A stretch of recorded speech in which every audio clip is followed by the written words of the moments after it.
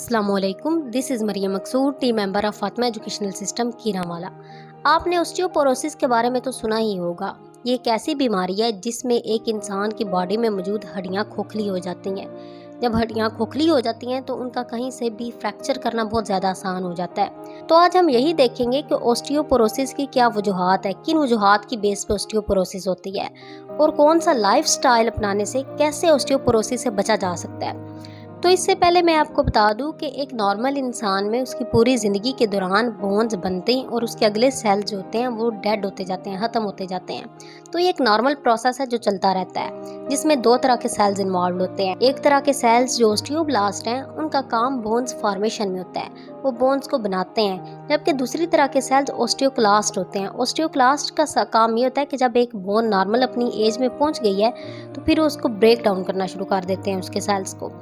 तो एक ऑस्टियोपोरोसिस वाले पर्सन में ऑस्टियोब्लास्ट की वर्किंग कम हो जाती है और ऑस्टियोक्लास्ट की वर्किंग ज़्यादा हो जाती है, जिसकी वजह से एक तरफ बोन्स बांध तो नहीं पाती हैं, दूसरी तरफ उसी रूटीन में उसी वो सीक्वेंस के साथ ब्रेक डाउन होना शुरू हो जाती हैं और वीक होना शुरू हो जाती हैं अंदर से। ऑस्टियोपोरोसिस की मेन वजूहात में एक बहुत बड़ी रीज़न कैल्शियम की कमी है। जैसा कि आप सब जानते ही होंगे कि कैल्शियम हमारी बोन्स की मजबूती के लिए बहुत ज़्यादा ज़रूरी है। तो जब एक इंसान के ब्लड में कैल्शियम की कमी हो जाती है तो ब्लड में उस कैल्शियम की कमी को पूरा करने के लिए हमारी बोन्स में से कैल्शियम निकलकर ब्लड में जाती है। जब बोन्स में से कैल्शियम निकलकर ब्लड में जाती है तो बोन्स वीक होना शुरू हो जाती हैं, जिसकी वजह से भी बोन्स पोरस हो जाती हैं और उनका टूटना बहुत ज़्यादा आसान हो जाता है। अब इसके साथ साथ अगर हम देखें तो विटामिन डी की कमी की वजह से भी ऑस्टियोपोरोसिस होता है। क्यों? क्योंकि विटामिन डी कैल्शियम की एब्जॉर्प्शन के लिए बहुत ज़्यादा ज़रूरी होता है। इसके अलावा वीमन में मेनोपॉज के टाइम पे एस्ट्रोजन प्रोडक्शन बहुत कम हो जाता है, जिसकी वजह से भी ऑस्टियोपोरोसिस काज होता है। इसके अलावा डिफरेंट हार्मोनल इम्बैलेंस की वजह से भी ये ऑस्टियोपोरोसिस काज होता है।